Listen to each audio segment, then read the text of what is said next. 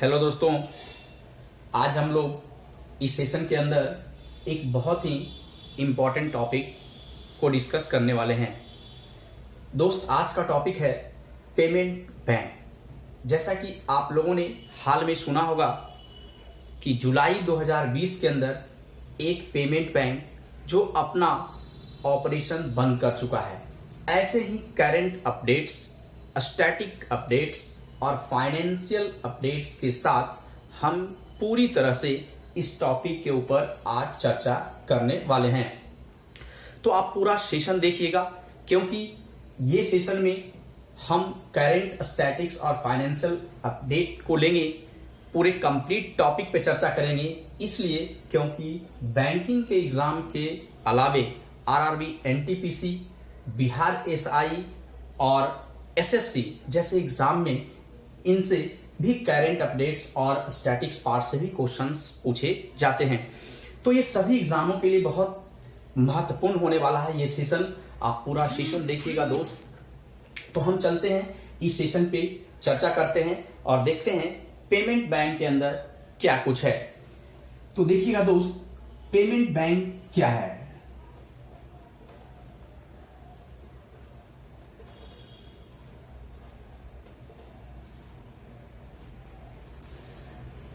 दोस्त, जब payment bank की बात आती है तो हमारे दिमाग में सबसे पहला पॉइंट ये आता है कि हमारे देश में बहुत सारे कॉमर्शियल बैंक है, ग्रामीण बैंक है, कोऑपरेटिव बैंक है, लेकिन उसके बावजूद भी हमारे देश में इस तरह के बैंकिंग सिस्टम की आखिरकार जरूरत क्यों पड़ी। तो इसका उद्देश्य ये था, इस बैंक को लाने के पीछे जो मेन ऑब्जेक्टिव था दोस्त, वो ये था कि हमारे देश के अंदर जो स्मॉल बिजनेसेस हैं, जो माइग्रेंट्स वर्कर हैं या लो इनकम हाउस होल्ड्स हैं, वो फाइनेंशियल सर्विसेज, बैंकिंग सर्विसेज से नहीं जुड़ पा रहे थे, उन तक ये सुविधाएं नहीं पहुंच पा रही थी। तो इसीलिए जो है इसकी जरूरत पड़ी। एक लाइन में अगर आपसे पूछा जाए कि इसका ऑब्जेक्टिव क्या है तो आप बोलेंगे फाइनेंशियल इंक्लूजन। लेकिन दोस्त, मैं इसके कुछ स्टैटिक्स पार्ट पे चर्चा करने वाला हूं, जो कि ज्यादातर आरआरबी, एनटीपीसी और बिहार एसआई और एसएससी जैसे एग्जामों में आता है। लेकिन फाइनेंशियल अपडेट्स तो आपको बैंकिंग के एग्जाम में आएगा। मैं सारे पॉइंट्स को यहां कवर करने वाला हूं। तो मैं सबसे पहले पॉइंट पे चर्चा करता हूं कि ये बैंक आया कैसे।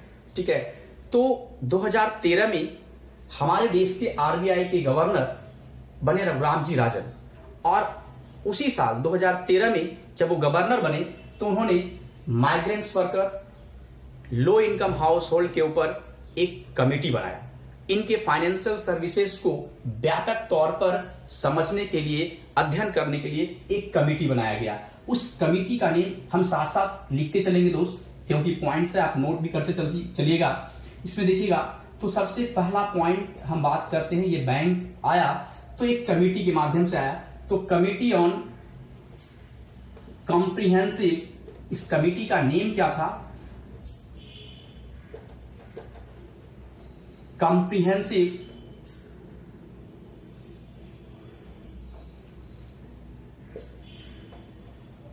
Financial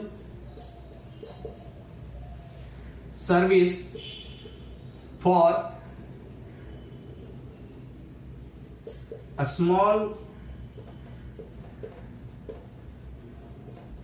businesses and low income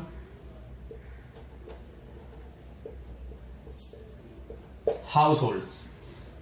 अब देखिएगा दोस्त, सबसे पहला पॉइंट, और ये कमेटी जो बना वो आरबीआई के द्वारा बनाया गया 2013 के अंदर। तो ये पॉइंट ध्यान रखिएगा कि 2013 में ये कमेटी बना, comprehensive financial services for small businesses and low income house hold के ऊपर। मतलब low income house hold, small businesses या माइग्रेंट्स वर्कर, आप जो भी कह लीजिए, इन सब लोगों के जो फाइनेंशियल सर्विसेज है, बैंकिंग सर्विसेज है, इसके ऊपर जो है व्यापक रूप से अध्ययन करने के लिए इस कमेटी का फॉर्मेशन किया गया था। इस कमेटी का जब फॉर्मेशन किया गया तो इसका जब रिपोर्ट आया दोस्त, तो इसी रिपोर्ट में ये कहा गया कि एक बैंक होना चाहिए ऐसे लोगों के लिए, ठीक है, जो इनके हितों की बात करे, इनके फाइनेंशियल जो सर्विसेज है या बैंकिंग सर्विसेज है उनसे इनको जोड़ सके वो, ठीक है।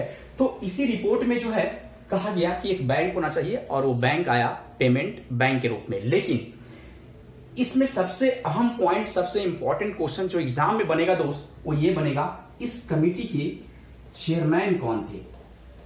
तो ये जो अध्ययन किया था स्मॉल बिजनेसेस और लो इनकम हाउस होल्ड के ऊपर, तो ये जो कमिटी बना था कॉम्प्रिहेंसिव फाइनेंशियल सर्विसेज, तो इस कमिटी के चेयरमैन जो बने दोस्त, वो बने नचिकेत मोर। बहुत ही बड़ा नेम है, बहुत ही इंपॉर्टेंट नेम है, ध्यान रखिएगा। इतना इंपॉर्टेंट नेम कि देश के आरबीआई के अंदर जो है वो डायरेक्टर भी रह चुके हैं, और ऐसा भी कहा जाता है दोस्त ये रघुराम जी राजन के शासन में ही जो है समय में ही जो है ये कमेटी बना था, और ऐसा कहा जाता है इनके ये शायद मित्र भी हैं और साथ में पढ़े भी हैं ये, तो बहुत ही बड़े बैंकर हैं हमारे देश के, उनकी अध्यक्षता में जो है ये कमेटी बना। तो नचिकेत मोर एक बड़ा नेम है, ध्यान रखिएगा। आपसे अगर ये क्वेश्चन पूछा जाए कि पेमेंट बैंक से रिलेटेड कमेटी, मतलब इस कमेटी के रिपोर्ट में ही कहा गया कि पेमेंट बैंक होना चाहिए, तो रिलेटेड कमेटी पेमेंट बैंक से भी अगर पूछा जाए कि पेमेंट बैंक से संबंधित जो है वो कमेटी कौन सी है आपसे एग्जाम में, तो भी आंसर होगा आपका क्या, नचिकेत मोर। तो ये एक बहुत ही इंपॉर्टेंट स्टैटिक्स पार्ट है। आपको किसी भी एग्जाम में, चाहे वो आरआरबी एनटीपीसी का एग्जाम हो, चाहे बिहार एसआई का एग्जाम हो, चाहे बैंकिंग का एसएससी, कोई भी एग्जाम हो दोस्त, इसमें आपको ये मिल जाएगा। तो सबसे हमने पहला पॉइंट क्या पढ़ा कि ये पेमेंट बैंक कहां से आया, ठीक है, क्या उद्देश्य था इसका। तो इसके बाद जो है हम पढ़ेंगे, एक लाइन में हम देखेंगे कि आपसे अगर कहीं पे पूछा जाए कि इसका मेन ऑब्जेक्टिव क्या था, तो एक लाइन में भी कभी कभी पूछा जाता है, तो आप उसमें मेंशन कर लेंगे कि इसका ऑब्जेक्टिव, नेक्स्ट पॉइंट जो है, तो आप सीधा लिख लेंगे कि इसका ऑब्जेक्टिव है फाइनेंशियल इंक्लूजन। एक लाइन में कहीं ऑप्शन में आपको दिखे एग्जाम में, ठीक है, तो आप उसका आंसर लगा सकते हैं फाइनेंशियल इंक्लूजन।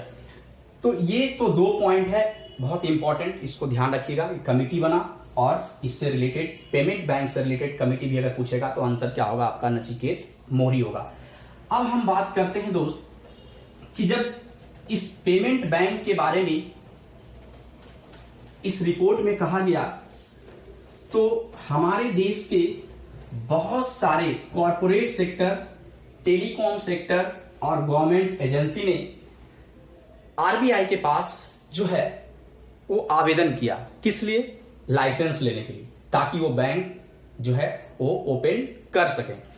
तो इसके लिए आरबीआई ने कुछ योग्यताएं रख दी कि ऐसा नहीं कि हम आप सभी लोग जो हैं इसके लिए आवेदन कर देंगे और हमको आपको भी लाइसेंस मिल जाएगा, ऐसा नहीं था। कौन कौन से लोग जो है इसके लिए एलिजिबल थे, उन्होंने एक लिस्ट बनाया, ठीक है, उन्होंने ये बताया कि कौन कौन से लोग जो है इसके लिए एलिजिबल हैं कि वो लाइसेंस के लिए अप्लाई कर सकते हैं, मतलब अपना आवेदन दे सकते हैं। तो इसमें आप नेक्स्ट पॉइंट ये पढ़ेंगे कि इसमें एलिजिबल, जैसे कि सिंपल आप सोचते हैं ना, जैसे आप लोग हैं, जब वैकेंसी आती है तो उसमें जो है योग्यताएं फिक्स होती है कि 10+2 पे है वैकेंसी, या ग्रेजुएशन पे है, या कोई भी प्रोफेशनल कोर्स पे है। तो उस तरह से जो क्वालिफिकेशन होता है उसके अकॉर्डिंग हम उसको फिल करते हैं। फिर फॉर्म फिल करने के बाद जो है वो क्या होता है, वो जांच होता है फॉर्म, उसके बाद बोर्ड जो है एजेंसी अपॉइंट करती है एग्जाम के लिए, फिर एडमिट कार्ड आता है, मतलब इस तरह का प्रोसीजर है। उसी प्रकार से यहाँ भी जो है एक प्रोसीजर है कि आप आवेदन करेंगे तो कौन कौन से लोग इसमें आवेदन कर पाएंगे, तो आवेदन करेंगे, उसके बाद आवेदन की जांच होगी, किनको लाइसेंस दिया जाए, किनको नहीं दिया जाए, कौन एलिजिबल हैं या नहीं है। तो इसके बाद जांच करने के बाद जो है इस पे आरबीआई ने टोटल 11 बैंक को पेमेंट बैंक के लिए लाइसेंस अप्रूव किया। तो दोस्त इसमें सबसे बड़ी पॉइंट ध्यान रखिएगा, खास करके देखिए वो विद्यार्थी जो आरआरबी, एनटीपीसी और बिहार एसआई के एग्जाम देना चाहते हैं उनके लिए बहुत इंपॉर्टेंट पार्ट है, क्योंकि ये करेंट पार्ट भी है और थोड़ा सा डेटाबेस भी है जो कि बहुत बढ़िया ऑब्जेक्टिव क्वेश्चन क्रिएट करता है। तो हमने कहा कि टोटल कितने बैंक को लाइसेंस अप्रूव हुआ पेमेंट बैंक खोलने के लिए, 11 बैंक को।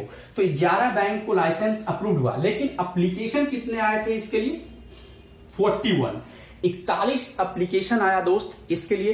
41 एजेंसी ने जो है आवेदन किया, जिसमें आरबीआई ने अप्रूव किया कितने को, 11। लेकिन ये तो क्वेश्चन ठीक है, लेकिन जो आज के डेट में सबसे इंपॉर्टेंट क्वेश्चन है वो ये दोनों से ज्यादा इंपॉर्टेंट क्वेश्चन, ये दोनों तो है ही, आपसे पूछा जाएगा क्योंकि ये थोड़ा सा पुराना हो गया, 4-5 साल पुराना क्वेश्चन हो गया। लेकिन अब जो करंट अपडेट्स है कि हमारे देश में इस तरह के टोटल बैंक कितने एक्टिव हैं, आज के डेट में total number of active payment bank in India वो कितना है, वो आपका 7। लेकिन ये भी आंसर गलत हो जाएगा। इसलिए गलत हो जाएगा, अभी हाल में हमने चर्चा किया कि एक पेमेंट बैंक दोस्त जो अपना कार्य जो है वो अपना ऑपरेशन बंद कर चुका है, और उसके बाद ये संख्या 1 घट जाएगा और ये संख्या हो जाएगा 6। तो अब हमें आंसर 7 नहीं लगाना है इसका, हमें आंसर कितना लगाना है, 6। हमारे देश में जो टोटल एक्टिव पेमेंट बैंक है अभी वर्तमान में वो कितना है आपका, 6। तो एक बैंक जो बंद हुआ ऑपरेशन, वो बंद कर चुका है 28 जुलाई 2020 को। बहुत इंपॉर्टेंट डेट है, ये सबको मैं लिख दूंगा, पहले इसको आप देखिए थोड़ा सा। वो बैंक है Aditya Birla idea payment bank, जो अपना ऑपरेशन 28 जुलाई 2020 को बंद कर चुका है। आरबीआई ने उसके लाइसेंस को भी सीज कर चुका है। तो इसको ध्यान रखिएगा, ये बहुत ही इंपॉर्टेंट पार्ट है। इसको मैं अच्छे से आपको मेंशन भी कर देता हूं, क्योंकि ये आने वाले एग्जाम के लिए, चाहे वो बैंकिंग हो या एनटीपीसी, आरआरबी हो, किसी भी एग्जाम के लिए बहुत इंपॉर्टेंट है। तो इसमें आप देखे होंगे दोस्त कि किनको लाइसेंस के लिए जो है एलिजिबल किया गया था, तो उसमें बड़े बड़े कॉर्पोरेट घराना थे। तो ये कॉर्पोरेट सेक्टर, इसके बाद टेलीकॉम एजेंसी,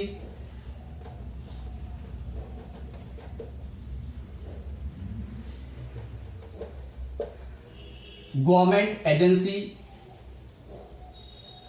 मतलब इस तरह के जो एजेंसी थी उसको ये एलिजिबल किया गया था कि आप लाइसेंस के लिए क्या कर सकते हैं, आवेदन कर सकते हैं। तो यहां ध्यान रखिएगा, जैसे कि आपने देखा टेलीकॉम कंपनी है, जैसे एयरटेल है, बड़े बड़े कॉर्पोरेट सेक्टर जैसे जियो पेमेंट बैंक आया, आपने देखा गवर्नमेंट सेक्टर जैसे आप सुनते हैं इंडिया पोस्ट पेमेंट बैंक। इस तरह से जो है इन लोगों ने आवेदन किया था और इन लोगों को लाइसेंस भी मिला, चाहे वो इंडिया पोस्ट पेमेंट बैंक हो, एयरटेल पेमेंट बैंक हो, या जैसे हमने अभी कहा कि आदित्य बिरला आइडिया। तो इस तरह के लोगों को लाइसेंस दिया गया। तो नेक्स्ट जो क्वेश्चन है बहुत ही इंपॉर्टेंट पॉइंट है, इसको एकदम ध्यान रखिएगा, एग्जाम के लिए किसी भी एग्जाम में ये क्वेश्चन जो है आपको मिल सकता है इस बार। इसमें देखिएगा यहां पे आप लिख लें total number of active payment bank, active payment bank in India, total number of active payment bank in India. अब आंसर हम कितना लगाएंगे दोस्त, ध्यान रखिएगा, बहुत ही इंपॉर्टेंट पार्ट है, हम 6 आंसर लगाएंगे। लेकिन इसके नीचे आप मेंशन कर लीजिएगा, आपको ध्यान रहेगा टोटल एप्लीकेशन कितने आए थे,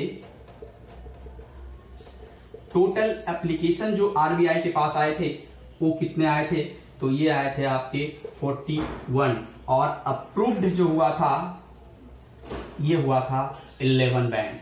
तो ये 3 बहुत इंपॉर्टेंट डेटा है, इसको आप ध्यान रखिएगा, बहुत ही इंपॉर्टेंट पॉइंट है। और नीचे मैं इस बात को भी मेंशन कर देता हूं कि ये 7 बैंक से जो 6 हुआ है उसमें एक बैंक जो अपना ऑपरेशन बंद किया है उसके बारे में भी हम 2-3 पॉइंट चर्चा करते हैं, क्योंकि बहुत अच्छा पॉइंट है। आपसे पूछ सकता है क्वेश्चन कि हाल में किस पेमेंट बैंक ने अपना ऑपरेशन जो है वो बंद कर चुका है, और डेट, किस डेट को, वो डेट भी क्लियर है।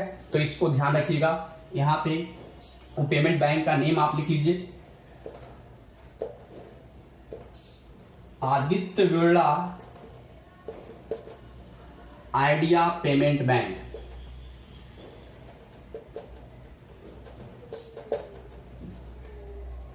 और नीचे लिख लीजिएगा, आपको ध्यान रहेगा ये ऑपरेशन क्लोज हो गया है इसका, ये 28 जुलाई 2020 को। बहुत ही इंपॉर्टेंट पॉइंट है, ये भी ध्यान रखिएगा कि एक हाल में वह कौन सा पेमेंट बैंक है जिसका जो है ऑपरेशन बंद हो चुका है, और 28 जुलाई को जो है ये आरबीआई ने भी क्लियर कर दिया है। तो इसको ध्यान रखिएगा। देखिए, ये जो बैंक है इसमें 2 लोगों का शेयर है, ठीक है। एक तो वोडाफोन आइडिया लिमिटेड का शेयर है जो कि 49% है, और एक है इसमें ग्रासिम इंडस्ट्रीज लिमिटेड है दोस्त, इसका 51% शेयर है, और एक आप कह सकते हैं वोडा आइडिया जो है लिमिटेड, इसका शेयर है आपका 49%। तो ये दोनों का शेयर जो है इस बैंक के अंदर जो था, और ये बैंक बंद हो चुका है। तो इसको ध्यान रखिएगा, ये भी एक बहुत इंपॉर्टेंट पार्ट है। अब हम आगे बढ़ते हैं और इसके अंदर कुछ और भी बहुत इंपॉर्टेंट पॉइंट है, उसको देखते हैं। तो दोस्त, आप पूरा सेशन देखिएगा, बिल्कुल मैं कंप्लीट डेटा, इसके सारे डेटा को लेकर के इस सेशन में मैं आया हूं। चाहे वो किसी भी तरह का एग्जाम हो, आपको इस टॉपिक से क्वेश्चन हमेशा दिखता रहा है, और अगर अब भी दिखेगा तो अब छूटेगा आपका क्वेश्चन नहीं, इसलिए पूरा सेशन आप जो है इसको देखिएगा। तो नेक्स्ट पॉइंट की ओर हम चलते हैं।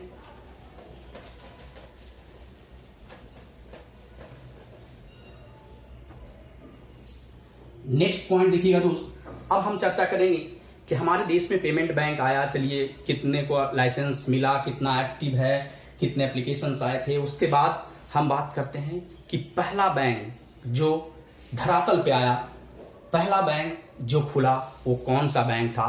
तो हम यहां पे बात करते हैं first payment bank in India.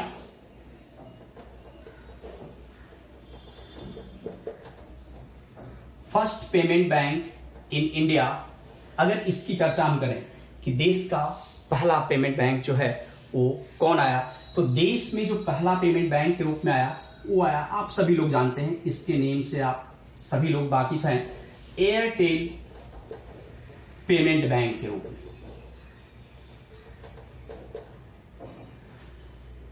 दोस्त, एयरटेल पेमेंट बैंक आया, इससे एक बहुत इंपॉर्टेंट क्वेश्चन आता है।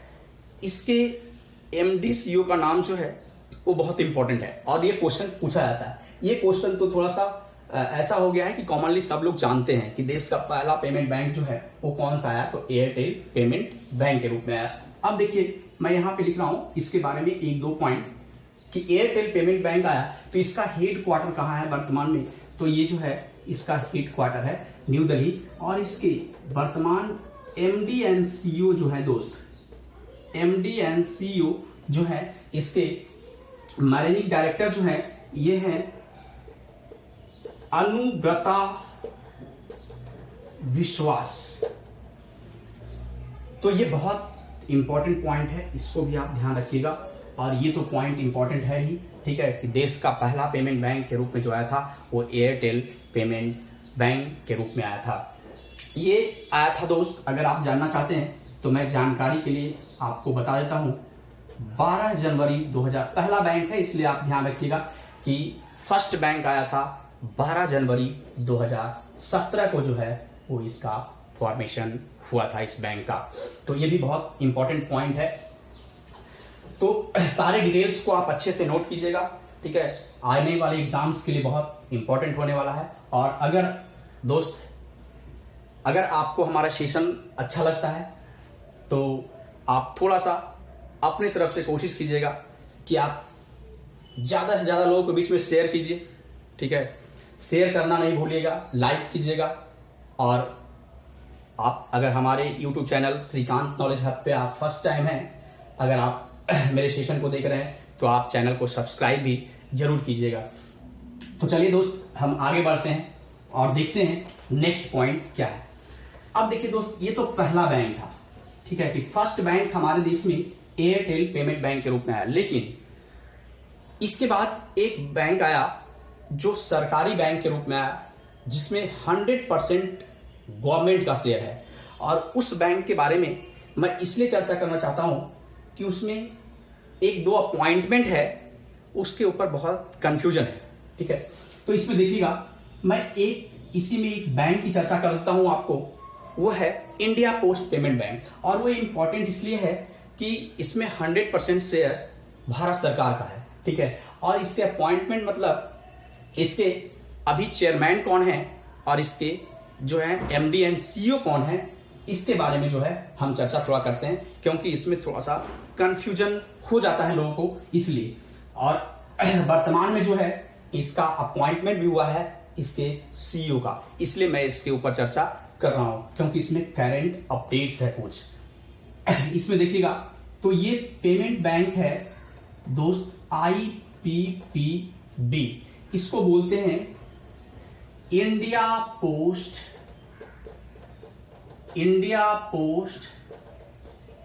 Payment bank.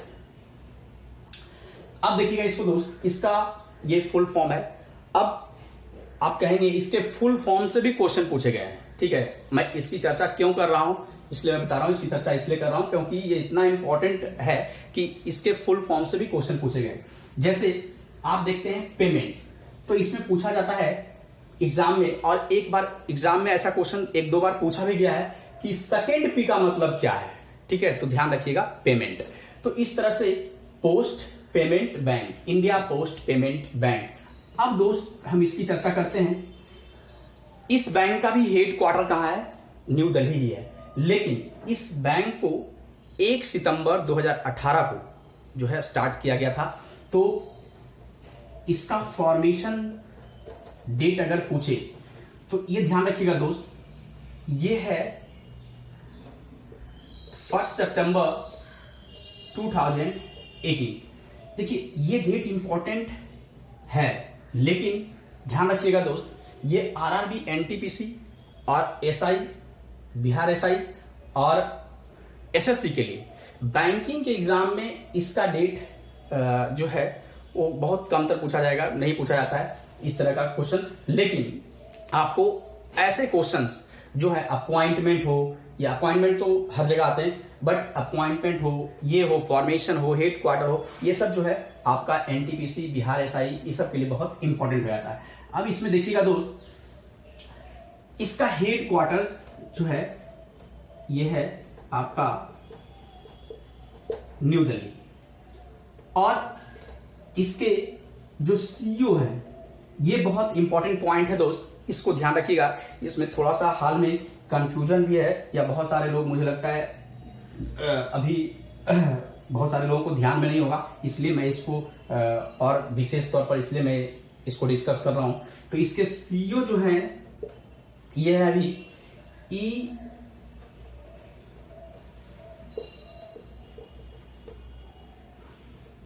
वेंकटेश्वरन। तो ध्यान रखिएगा, ये इसके अभी हाल में सीईओ हैं, और इसके चेयरमैन हैं। ये सब एक एक लाइन का क्वेश्चन है, लेकिन बहुत इंपॉर्टेंट हो जाता है एग्जाम में दोस्त, क्योंकि ये हाल का जो है न्यूज है। चेयरमैन इसके हैं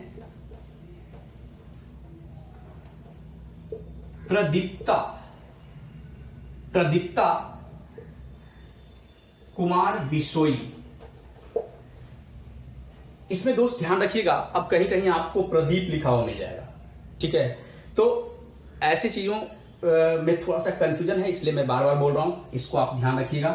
तो ये दो पॉइंट जो है बहुत इंपॉर्टेंट है इस बैंक के लिए, जो कि अपॉइंटमेंट है हाल का। और इसमें एक पॉइंट अगर आप जानना चाहते हैं तो आप लिख लीजिएगा, गवर्नमेंट ऑफ इंडिया का शेयर जो है वो इसके अंदर 100% है। आपका ये 100% जो है गवर्नमेंट ऑन बैंक है, इसलिए ये भी क्वेश्चन आपका कभी कभी आपको एग्जाम में मिलेगा। लेकिन इसमें जो 2-3-4 पॉइंट है वो बहुत इंपॉर्टेंट है, इसको ध्यान रखिएगा, इसलिए मैं इस बैंक के बारे में चर्चा किया। अब मैं आगे बढ़ता हूं और इससे पेमेंट बैंक से रिलेटेड कुछ और पॉइंट है उसके ऊपर हम डिस्कस करते हैं। इसको आप नोट कर लीजिएगा अच्छे से।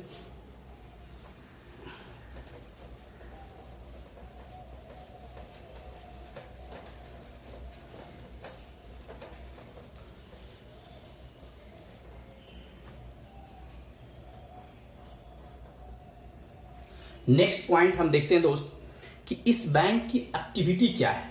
ठीक है, पेमेंट बैंक है। ठीक है, तो पेमेंट बैंक है तो पेमेंट बैंक की एक्टिविटी क्या है? क्या ये लोन ऑफर भी करता है?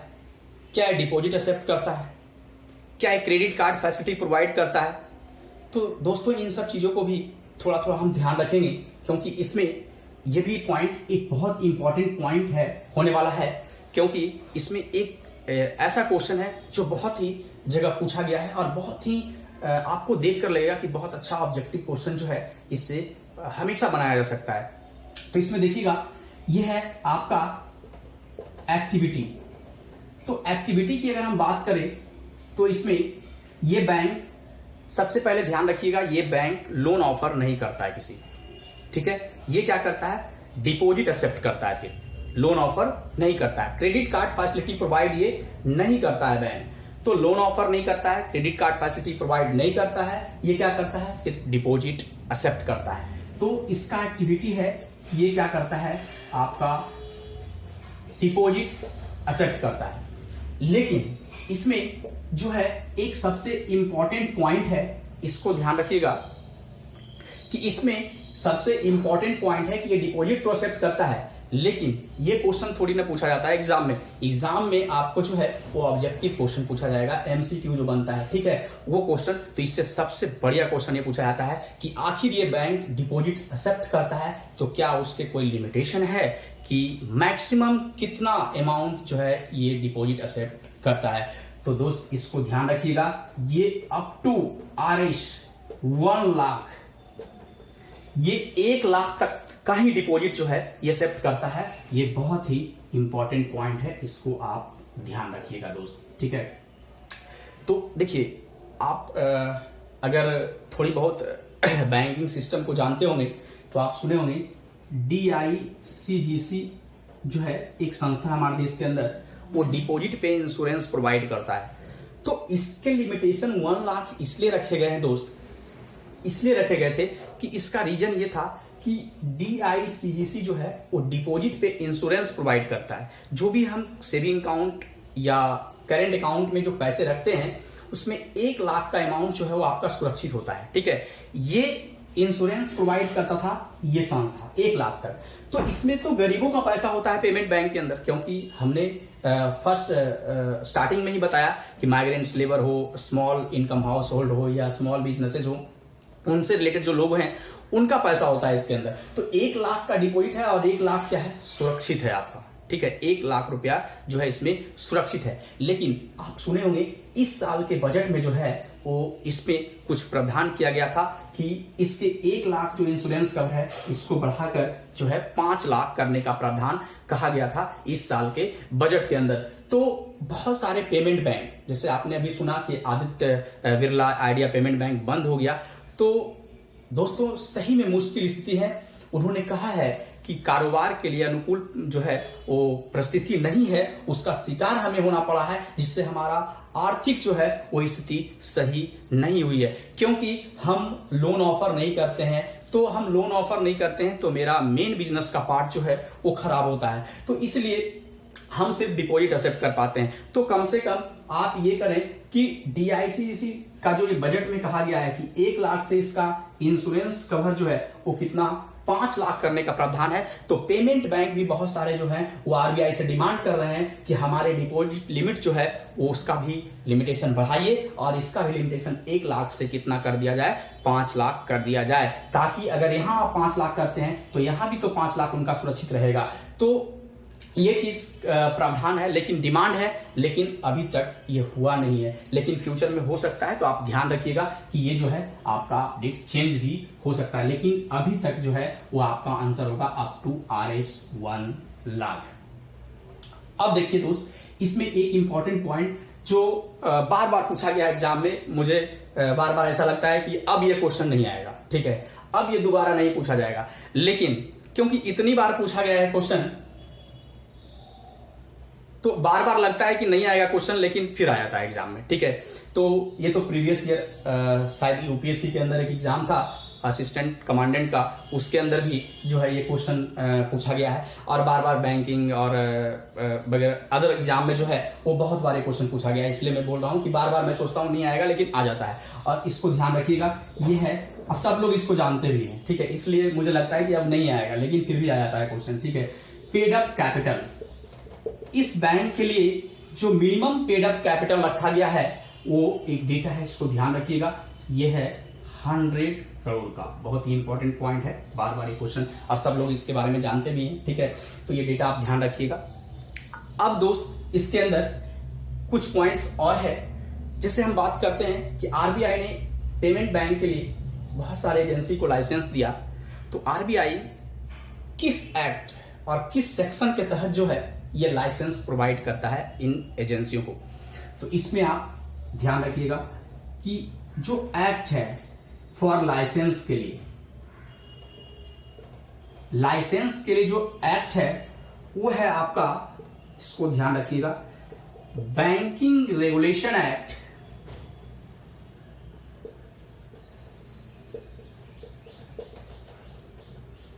Banking regulation act 1949